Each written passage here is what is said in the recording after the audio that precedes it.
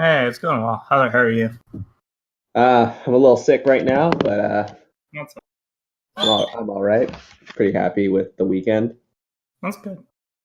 Yeah, Yeah. so What's up? how's Genesis?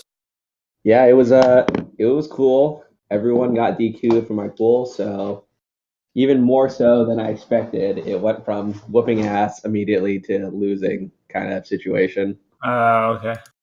Well, better than normal. So, I think like in our current bracketing system, when you whoop ass until you play a good match, it means you're about to make the jump to like the next tier if this is like a valid example of a tournament. Yeah, I understand what you mean. Yeah. Um, Against Moki, I choked game one. I got a gimp, and then I killed myself immediately on the upbeat, and then I just lost game two. But Damn. yeah, it was like he was starting to crack. I could tell. Um, well, I don't know.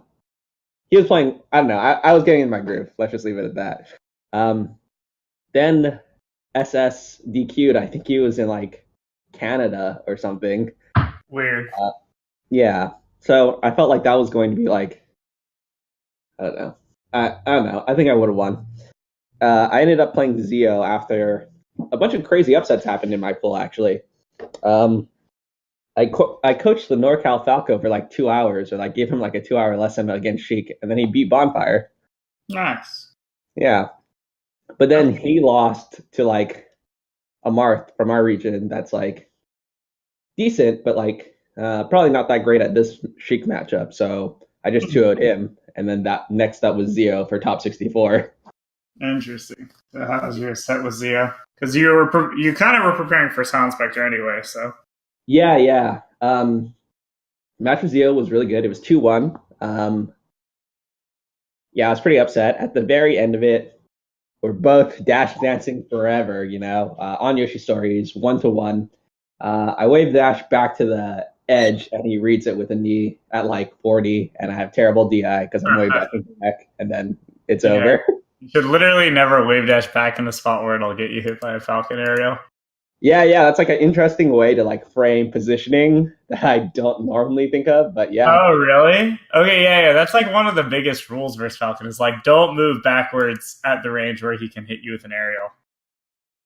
yeah, that's totally fair. I guess it's even more obvious when you're playing on Yoshi's, and Yeah, well, I mean, when you get kneed at 40 and die, then you're like, oh, okay. yeah, yeah, I need to frame things more in that way. But yeah. So that was my Evo. I tied for 65th, or sorry, my Genesis, but it was very unsatisfactory. I mean, That's the fine. number's cool, but I didn't really play anyone. Yeah, I know exactly what you mean. Yeah, so it would have been cool to win against Zio. He went on to beat Squid and someone else. Hmm.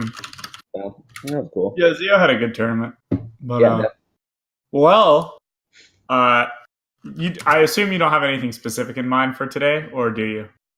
Um, Not really. I just like I have a lot of new thoughts while I was playing the game, so maybe this could be like a less targeted or like a lesson without a video, maybe. Sure. I have something I want us to watch, actually. Oh, okay, yeah, let's do it. I was going to say, why don't we watch Zio versus Mewtwo King from the exact same tournament? Yeah, I'm down to watch it. I feel Did like you our know that set they went, played? huh? Did you know that they played? Yeah, it was right before my match. Yeah. So like, maybe that'll be an interesting like side by side. Yeah, yeah, I'm down to watch that. Cool. But I mean, if you have thoughts, new thoughts on melee, I'm happy to talk about them. Yeah, I'm down to do both. Also, I'm gonna have to leave like right on time. Like, Sure. um, pardon if I just hang up because I'm getting a really important phone call. So I'll probably just hang up if that comes. Yeah. That's totally fine. Okay. Okay. But yeah, let's do both. Sure. Well, talk to me first. Yeah. So I played a lot of friendlies. Um, Won some good money matches, I guess. I beat York 2-0. I beat Tiramisu 2-0. Nice. Yeah. I don't know. But then I played Wasabi from New York. Do you know who that is? Yeah, he's one of my students. Oh, really? Yeah. That guy fucked me up. Holy That's shit. interesting. Yeah, I mean, it was super interesting. I mean, apparently tiramisu is like way better. I don't know. It's all so stupid. I mean, I don't mean to, I think making those comparisons are stupid, but just it really caught me by surprise. Yeah. I wasn't even I think actually. he's pretty decent. I've only helped him for the last like couple months, but I've watched him get better and sometimes he's pretty good. Yeah, just I think it was always 3-1. It was like 3-1, 3-1, 3-2. But yeah, I played him in 3 money matches, and I was just like, I recorded every single one. It was just so interesting. Oh, that's hype. Yeah, I'll have those ready next time. But um, yeah, he said the word that to me that was like, oh man, that sucks. I can't believe that's the thing you called out. But he said, oh yeah, I think your like timing mix-ups are just not there. I Oh, don't even that's think, what you said? yeah, I don't even think about that shit anymore right now Mm-hmm. because I think it's like a secondary idea. Interesting. I don't know. Would you agree with that? Because like so many Depends times, exactly what you mean. yeah. Wait, you said you know exactly what I mean? No, I don't know what you mean. So I'm Okay. curious. Yeah, I guess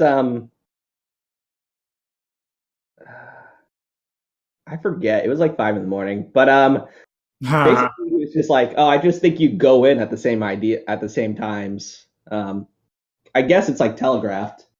Um, but I don't. I think he's like after a certain number of dash dances or in like from every position, then I have a feeling that you'll go in with something. And he's like, and they're like good ideas that you go in with. I just know you're going to do them. Yeah. I mean, Um, I'd say that's pretty important. yeah, I think it is important, I but mean, it's like fundamentally important to like be changing what you do unless what you do does not have a counter to it. Right? It's like if you're doing something predictable, it should be predictable because there's not much they can do about it. yeah, That is the only situation in which being predictable is like reasonable, I think. definitely. How much do you think about like? I don't think about like dash dancing anymore, or Hmm. like making people. I guess I'm just trying to attack more often than not right now. Yeah, interesting. I mean, I don't actively think about dash dancing, but like I have thought about it in the past, like quite a bit, obviously. Right. So I mean, what do you mean exactly? Because I think dash dancing is important. Yeah, I guess hmm. When I'm looking for an opening, yeah, no, it just makes sense. When I'm looking for an opening, I'm not really defending. I defend in very specific situations, and at like during my set play, like um, during certain grounded game, I'm probably not looking for defense enough. Like I never do the kind of mix up where it's like, okay, I'm short hopping at this point, or like I'm short hopping and like into a fair, and the spacing is going to be bad, so I'm going to do a wave land back and look for the thing, or wave land back and just throw a needle because it's safe. I Hmm. guess I don't do those enough. Yeah, that's reasonable. Those are good options. Yeah. Okay. Never mind. I think it's Funnily just enough, I feel like the better I'm playing with Sheik, the less often I'm fairing. yeah. That's probably true. Like I look like I'm fairing, but like I don't. Right. Oh. Okay. I think I'm just super tired and sick, but that does seem fairly obvious, actually. I don't know. It's hard to say because like I know what you mean. Like you want to be accomplishing things, and sometimes it's hard to feel like you're accomplishing things if you're not using attacks. You Yeah. have to be at the right spots at the right times. You have to be reacting well. Like you have to be playing legitimately well to like have a high impact without like committing to action. Right. Right. Yeah, and it's not trivial with Sheik by any means. Like if I don't play Sheik Fox for like 3 months and then I randomly pick Sheik, like I will suck at that matchup because like I'll just do a bunch of things that don't threaten him meaningfully and then I'll just get hit. Yeah. Like game one, he was just perfectly whiff punishing my back airs and waiting for my back airs. Like full space back airs where he just moves just a little bit on my jump, and then it doesn't threaten anymore. Or I need to fade. I need to fade the other way. I need to fade in as opposed to out. I mean, that's a big thing, right? Like thinking about whether you're fast falling or not fast falling your aerials and whether you're drifting or not. Because like if he's legitimately whiff punishing every back air, then that means you're doing them the same way, right? Yeah, definitely. I probably was doing them the same way, like expecting him to run into them. Yeah, so like if you always fast fall back air, maybe try not fast falling and drifting into him and then back airing. Right. Or try, short hopping towards him with your back to him, so like a backflip and then like wave land away and then see if he still bites. Yeah. Yeah, I agree. I think I get really tunnel visioned when I'm not getting my mix ups as often as possible. Like when I have to play a law neutral and then I get to play a mix up, then I'll just end up playing the same mix up every time. Yeah, I think that's pretty common. Yeah, which sucks. Okay, I'll be more mindful of that. I'm gonna write that down. Yeah, I mean that definitely happens to pretty much everyone, I think. Right. Like you autopilot after a long period of neutral. Yeah. Um, yeah, I had a similar response from Joy Boy. Oh, Did you watch that? Joy Boy versus Swedish. no, I did not. Oh, did you hear about it? I did hear about it. Yeah. I made so much money on that bet. Oh my god. Really? Yeah, I knew. I fucking knew somehow. That's sick. I played Joy Boy before, and I was like, I don't think Swedish can beat this kind of fox. Like, I think he's similar enough to my case that this is gonna just be bad. That's kind of funny. Oh yeah, I won some 2-1. No one saw it coming. It was great. But yeah, so I immediately went and money matched him, and fucking it was 1-1. It was best of 5, but on game 3 I whiffed. I didn't even whiff. My finger slipped off my fair for the kill, and then I like killed myself. Game 4, I like did not give a shit. Mm-hmm.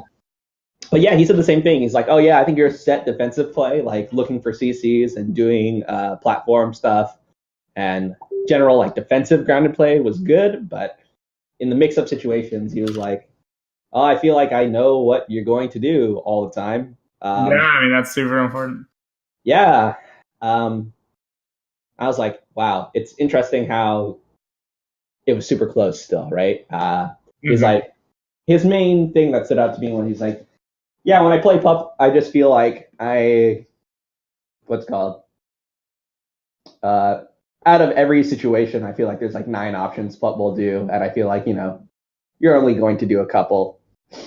Mm-hmm. But I was really like racking my brain trying to think like, I started thinking of mix-ups that would put me in positions that are like not safe. Like in situations where I like run up all the way to shield and then I wave dash back and then I F tilt the jump out of shield. And I'm like, that's fucking dumb. I should just grab though in those situations, right? Like, oh, because you think they're going to shield? Yeah, it's like a wasted movement to like read the shield and then read the jump out of shield and like wave dash back to catch the jump out of shield. How do you feel about those kind of things? Wait, say again. So what is it? So let's just say you think someone will shield and then jump out of shield. Sure. Or like you think if you run all the way into them and then wave dash back, they'll jump into shield, right? Or they'll jump out of shield, or they'll jump. Okay, sure. Then you're like ignoring the fact like, oh, they might down air in place, they might shine out of shield right when I run into them, they might grab. Yeah. But you have this feeling, and you're doing this for the sake of just playing more mix-ups, but it ignores the lower level of the decision tree, right? Where they could do the thing that beats your movement. Yeah. So that was my first thought, and I was like, maybe I should do shit like that. But I was like, I don't think that really makes sense. I think I should still do the cleaner thing, or like the earlier thing. I mean, I don't know. It really depends on the situation. I think that's kind of what makes the game interesting. It's like up to you to decide if these risks are worth taking or not.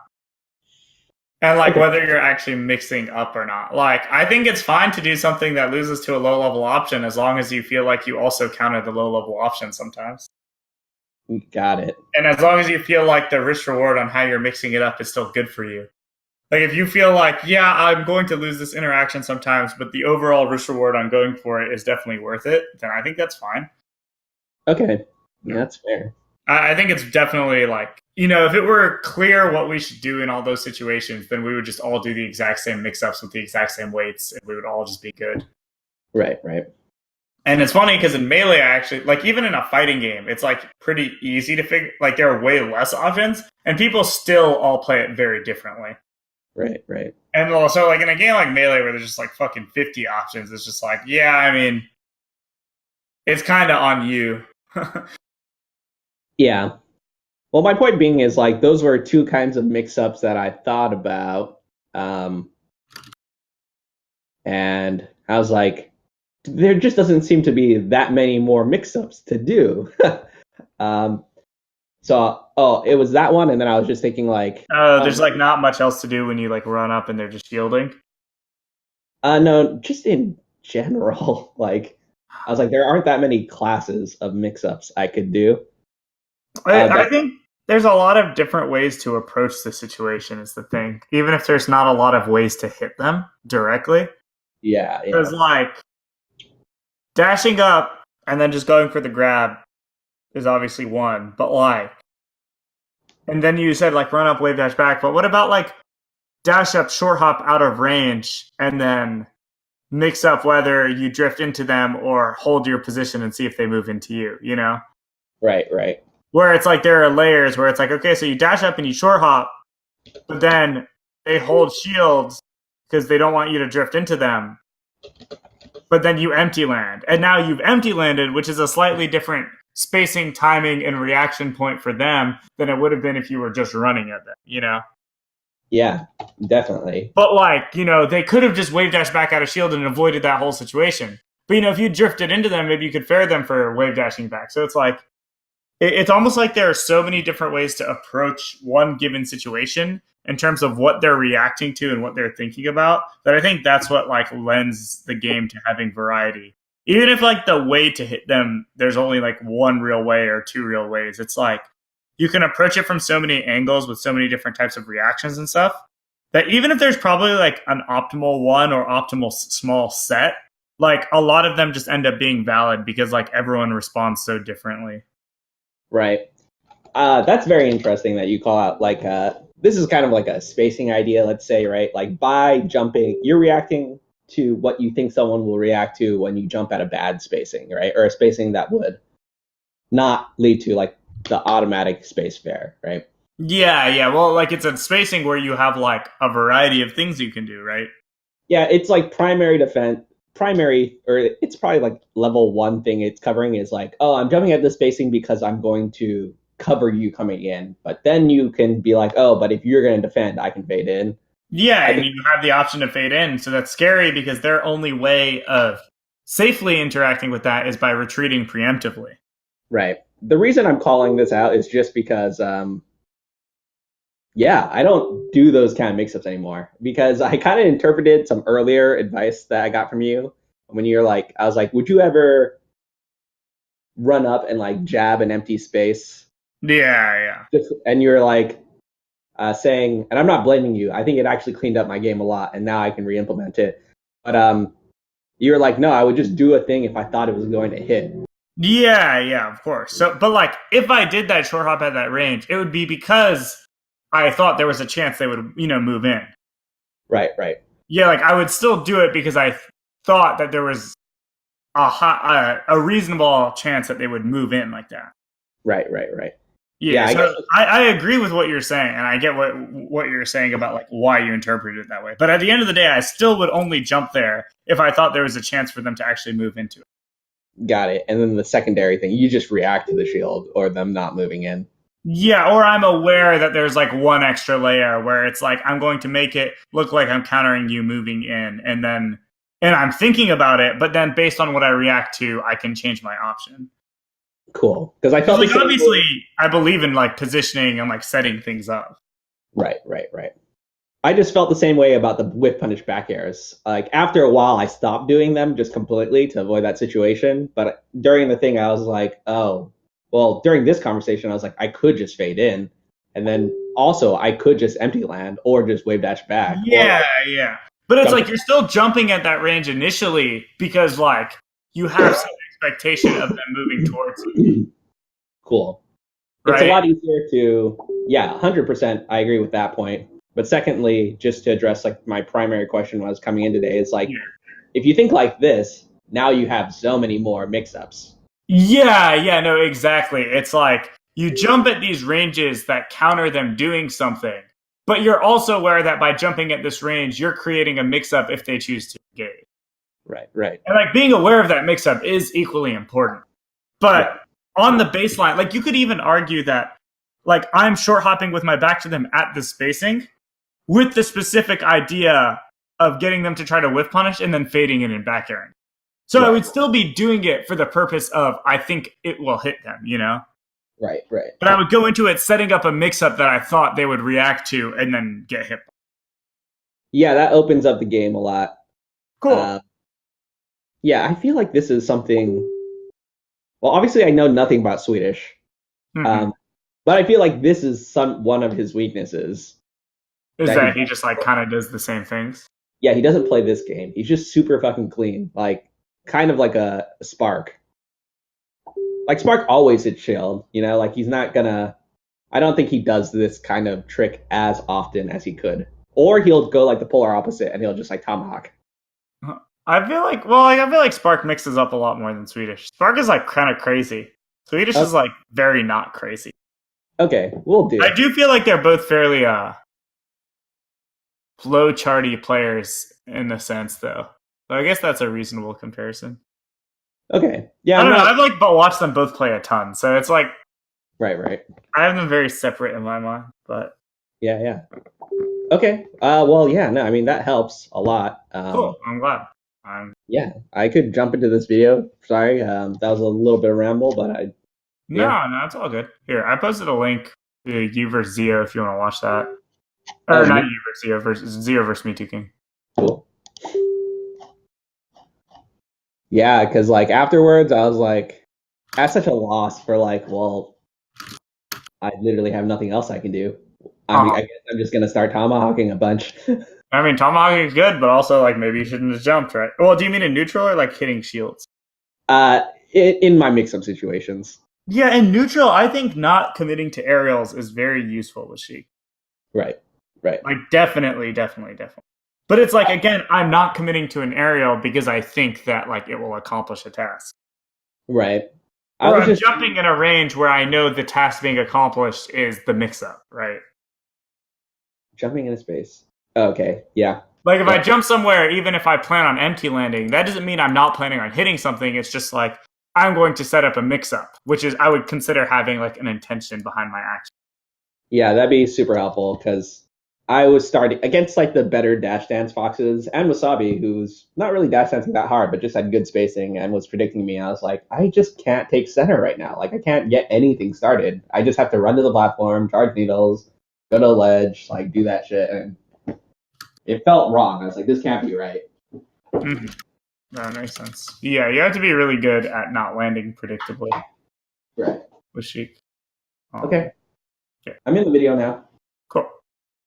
Is it playing? Yep. Okay, so let's just watch this, like without really pausing because we don't have that long. Let's just see, and I'll tell you what I notice, or you can tell me things you notice. Yeah. Okay, so Zio is willing to jab shield. Me Too King instantly punishes it. That could have been a kill, right? Right. So I see that, and I'm like, that's huge. You know, if Me Too King did run off double jump nair right there, like, is that clear to you that that's the mix-up that would kill Zio? Like grabbing the shield. No, so like once you back throw him, run off double jump nair beats the option Zio chose. Let's see. Oh yeah, in this case. Yeah, that should be like extremely clear to you when you watch this spot. It's like, okay, so shield grab the knee, ASDI down on the jab, and then if you wanted the kill, run off double jump nair. Yeah. So I feel like recognizing things like that is huge. Does that trade with knee at this percent? Or like, would he be able to get out the knee? Well, if he need, you would lose the interaction. The run off double jump nair only beats him grabbing the ledge. Okay. Well, actually, he might even knee above your head and it would just whiff, and then you could do something else. Okay, yeah. So he grabs a ledge dash. That's interesting. So Zio does an SDI jab reset. Me Too King reads a roll. So like if I'm just watching this from the perspective of like, okay, if I were to play Zio, what are things that happen? I would notice, okay, so he gets jab reset. You know, Me Too King somehow read his very first roll. So that's like a very interesting thing to notice. Right. You know, Zio aimed knee directly at Me Too King. So like Mewtwo King was able to bait it pretty easily. Right. I don't think Mewtwo King should be charging needles there. I don't think that's like a good strategy. But I do think that like Mewtwo King was aware of the spacing, like Zeo wasn't. Got it. So like, I'm noted. Okay, so Zeo disrespects Ledge Dash and gets Ledge Dash F tilted. That's pretty huge. So like I'm seeing all these things, that it's like, okay, if I were to play Zeo with SHEIK, how do I imagine myself succeeding or whatever, Right. And if you notice anything that's very different, that's interesting, I mean, feel free to point it out. But I think it's because I obviously haven't seen your set. Right. I think it's interesting how willing Mewtwo King is to roll. Yeah, rolling is hard to punish. Zeo punished that one, funnily enough. Yeah. I mean, he did like 5 at this point, but yeah, it's like he's rolled like a billion times. So Mewtwo King's very predictable. That full hop reverse needle is very interesting in that he's like, well, I don't think he's gonna at all, and I might get to set up something. Yeah, he just gets kind of spamming it. I don't think it's amazing, but it seems fine at least, right? He's not getting like punished for it. Right. Again, Zeo gets shield grab for knee, so. Again, great F tilt by Mewtwo King, counters Linaire. Yeah.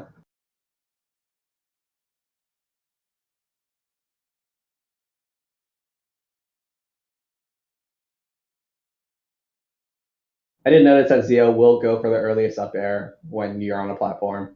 And Mewtwo King held down on them, right? Yeah. Okay, again, Zeo gets Ledge Dash F tilted, so like multiple times now. Yeah. Mewtwo King's gotten a lot of value out of being at the ledge. Zeo starts respecting it. So this is like all very predictable. Like as a top player, it's like, okay, this guy got Ledge Dash F tilted twice. I'm SHEIK, invincible. I have full needles. You get up and then you throw them. This works on like lots of mid-level players like every time. Yep.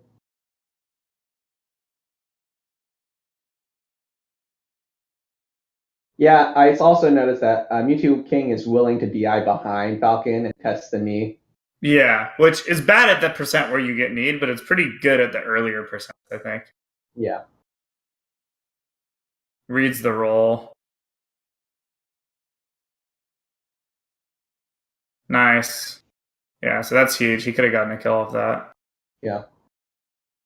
That's interesting seeing like this feels like a fairly easy set for Mewtwo King in my opinion. Even though the game's still pretty close, just in terms of like the ways he's hit Zeo are all very generic Mewtwo King things to me. Like I said, okay, it's like you Ledge Dash F tilt him twice, you stall, you get up, you throw the needles, you read him jumping with F tilt, Right. He's done a good job reading dashbacks and rolls though, which I think is interesting. Okay. Yeah. Like he's been way better than Zeo in the scramble situations. Like Mewtwo King did roll F tilt. I don't think he was reading Zeo's roll, but he was just like roll up tilt, sorry. But it just like beat a bunch of options. Like I don't think Mewtwo King was reading roll, but right. Yeah, he went under Zeo now, so he's doing a better job moving under as opposed to staying in place, which I like a lot. Zeo's super eager to get back in center. I agree. Also, like off these needles, like it was super obvious that Zeo was going to nair because he did it like he always jumps in the corner. So I'm surprised Mewtwo King didn't just like F tilt him again. Right. Yeah, but like honestly, like full needle charge into F tilt would have gotten Zeo, which is risky for SHEIK. But it's just like Zeo seems to get hit by something. Okay, so didn't edge guard the recovery to ledge. That's like worth noting. So it's like again, if I imagine that you like barely lost to Zeo, but like we watch all these things Mewtwo King's doing, like I'm sure you could pick up some of these things. They would have like been a game changer for your set, right? Right. Is that how you feel watching this or not really? Oh, I definitely watched this set before I played Zeo. Okay, well, how do you feel watching it now? Is it like more clear like what the differences are that would have made the difference, or is it like kind of not really? Some of the reads on Zeo coming back are the biggest things. I definitely paid attention to his like run under, his use of roll, that kind of stuff earlier. Mm-hmm. I think also like the edge guards, like from having watched you play, I'm not always confident you'll hit edge guards, but like look at this. He immediately goes off stage, reacts perfectly, and Zeo's just dead, right? Right. But like if I were to watch you play a tournament set, I wouldn't see that fair and be like, okay, Zio's dead. I'd be like, is he dead or not? Right. That's fair. And I'd imagine that stuff like that probably cost you in the set at least a little bit. Yeah, yeah. So it's always interesting seeing the differences because I don't think Beauty King's doing anything that amazing, honestly. Like overall, he seems like to me, like an average SHEIK for a high level SHEIK. Like I think a Swedish or a Plup would look like way cleaner overall and way better versus Falcon. Yeah, I feel that. So I think it's actually funny to watch because, like, a long time ago, Mewtwo King would be like the unbeatable SHEIK with Falcon, but now it's like we watch it, it's like he's clearly below. He's not even par for the course for like a high level SHEIK anymore. Right.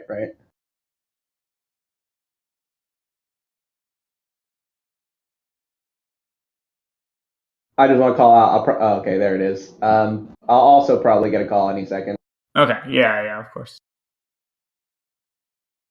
But yeah, I like that. Even though he didn't do an amazing punish, he still had the awareness to get the kill, right? Like a lot of people just wouldn't get the kill after this weak dash attack. Right. But Zio's just dead. And it just looks so easy, right? Yeah, Zio's like not waiting at all. He just, I feel like he doesn't bait anything out. Really? I feel like he's baited a decent number of things. It's just like he's just dying really fast, right?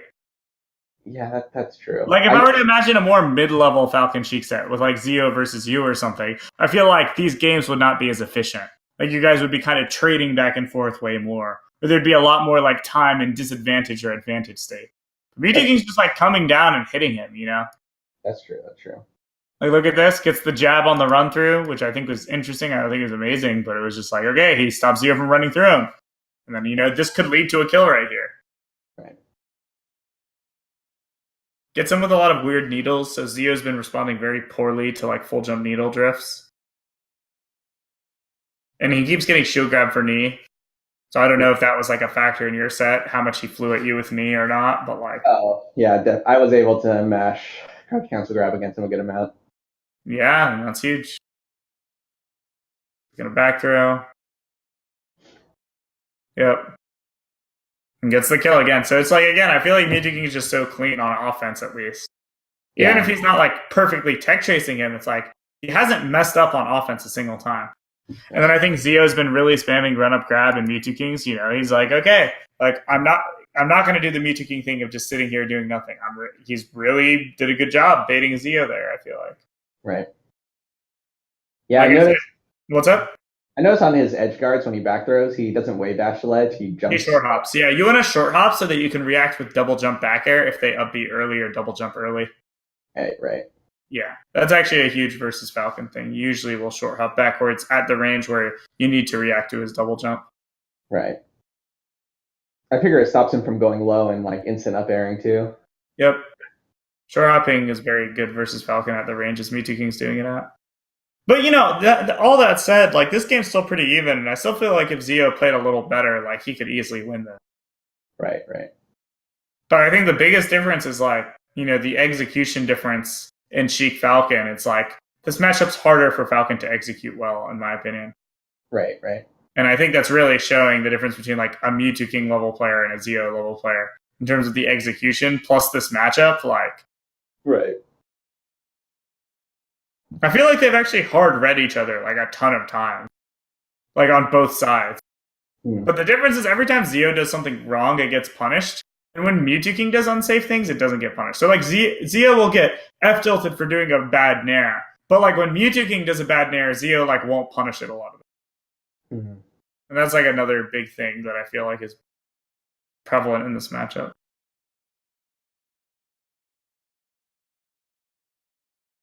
Also, if Zio would down throw around like 50 sometimes, he could just knee Mewtwo King for DIing in.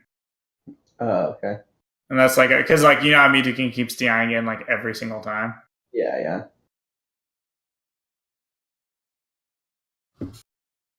So, I think it's pretty interesting to have watched that. Definitely have to rewatch it again. Yeah, and you can just kind of think on like what, plus you said like you'll be able to see your set with Zio, right? Or no? Yeah, I have it. Yeah, I mean, you'll really get to be able to see the difference. Like, I suspect it wasn't as clean, and that's probably the biggest factor. Yeah, yeah. But okay, so I have another lesson now. And also, you apparently have a call soon, so Yeah, apparently. whatever's going on. But let me know if you have any thoughts before next week. Sounds good, man. Okay, awesome. See ya. All right, I'll just see you.